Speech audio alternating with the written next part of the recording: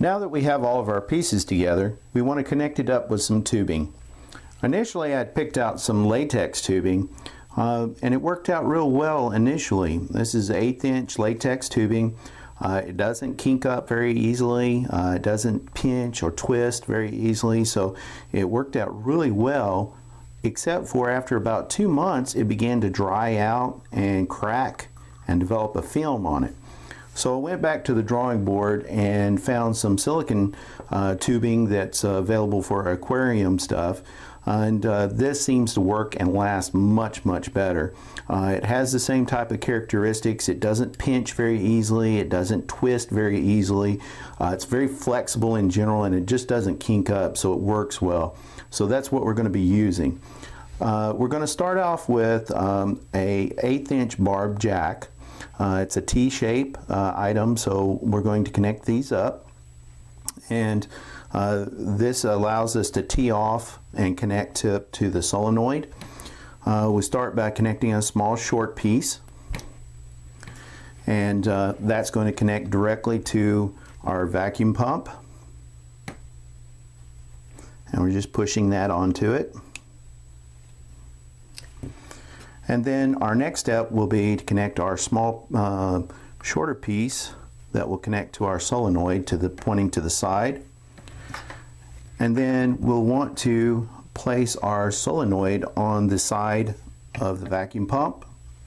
And what we're going to do is use some special Scotch mounting tape. It's an extreme two-sided tape. We're going to just cut some pieces to put on there. So we pull that out and measure some.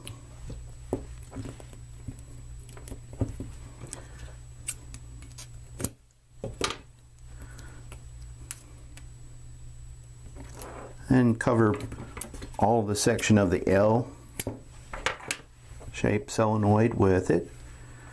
Pull the back side of the red tape off. And then we're going to place the solenoid on the side and push the mounting tape down. Now, this particular tape is interesting. It gets more solid and adhesive as it gets older. So initially it'll move around maybe a little bit, but the more it cures, the more solid it'll be.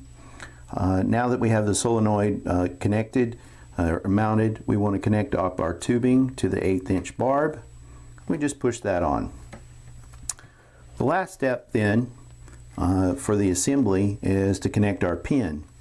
I've cut a small short piece for demonstration purposes, but normally you would probably want about 2 feet. You can adjust this to your desk size and basically just cut a piece. Again, push directly onto your T-barb here, and then connect to your pin. So the assembly is complete here. We've got the section together, and the only thing that's necessary in order to make this work now is we want to connect up our foot pedal to our barrel jack and turn on power to our pump. In the next video, we'll do some actual usage of it and demo some of the accessories that are available that make this more useful.